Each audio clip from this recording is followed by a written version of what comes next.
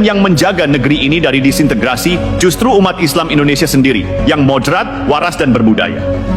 Jadi ketika Ahmad Khozinuddin bilang negara ini takut, dia sedang meludahi pengorbanan para pejuang.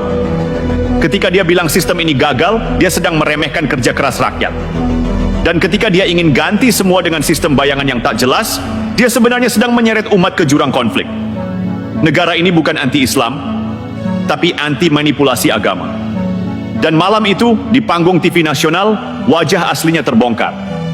Dan satu kalimat dari Irjen Arianto yang akan diingat publik, kalau negara ini zalim pada Islam, Anda tak akan pernah duduk di kursi ini malam ini. Satu kesalahan negara di masa lalu terlalu reaktif, baru bergerak setelah narasi sesat kadung menyebar, baru bicara setelah umat bingung, baru melarang setelah luka makin dalam. Sekarang waktunya ubah pola. Infiltrasi ideologi bukan dicegah dengan sensor, tapi dengan sistem deteksi dini. Kita butuh intelijen narasi, bukan cuma memantau fisik, tapi memetakan arah opini publik. Narasi seperti NKRI tagut, demokrasi haram, umat dizalimi rezim, itu bukan pendapat biasa. Itu trigger untuk delegitimasi negara. Jadi negara harus punya radar sosial. Siapa yang menyebar narasi delegitimasi? Di platform mana narasi itu tumbuh? Bahasa apa yang dipakai untuk menyaru? Dan siapa yang diam-diam mengamplifikasi dengan dalih kebebasan berpendapat?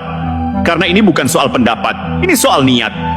Mereka bukan sedang mengkritik, mereka sedang membongkar fondasi negara pelan-pelan. Sekarang mari kita luruskan. HTI dan simpatisannya selalu berlindung di balik kata dakwah.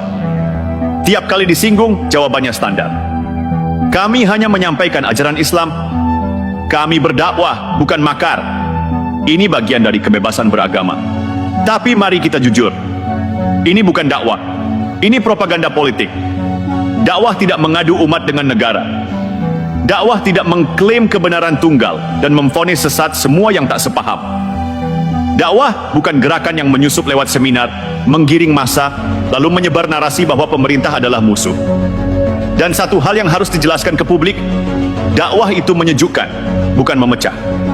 Kalau isi ceramah, konten, podcast, dan orasi penuh ancaman, kata-kata kasar, kutukan pada sistem, dan glorifikasi kebangkitan Islam versi satu kelompok, itu bukan dakwah, itu hasutan. Kita bongkar satu persatu modusnya. Khozinuddin ini bukan cuma pengacara. Dia adalah arsitek narasi. Dia pakai jas hukum untuk menghalalkan opini politik radikal. Gayanya licin, bungkusnya elegan. Tapi intinya jelas, menyusupkan agenda HTI lewat pasal-pasal dan interpretasi ngawur soal konstitusi. Contohnya, pasal 29 ayat 1 menjamin syariat. Undang-Undang Dasar tahun 1945 tidak melarang tegaknya khilafah. Kebebasan berserikat dilindungi pasal 28E. Retorika semacam ini memang tampak sah di permukaan. Tapi kalau dibedah, semua ngawur total. Karena mereka selalu comot ayat konstitusi sepotong-potong, lalu dipakai sebagai dalih menyerang sistem. Kalau konstitusi mereka anggap buatan manusia dan tak sah secara syariat, kenapa mereka ngutip pasalnya terus-terusan? Kalau demokrasi mereka bilang haram, kenapa mereka rebutan tampil di TV yang lahir dari sistem demokrasi? Itu yang disampaikan Irjen Arianto malam itu dengan elegan. Dia tak menyerang pribadi, tak memakai emosi, tapi memotong logika sampai akar.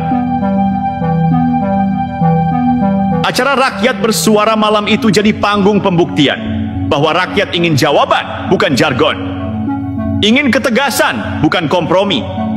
Dan Irjen Arianto mewakili suara itu.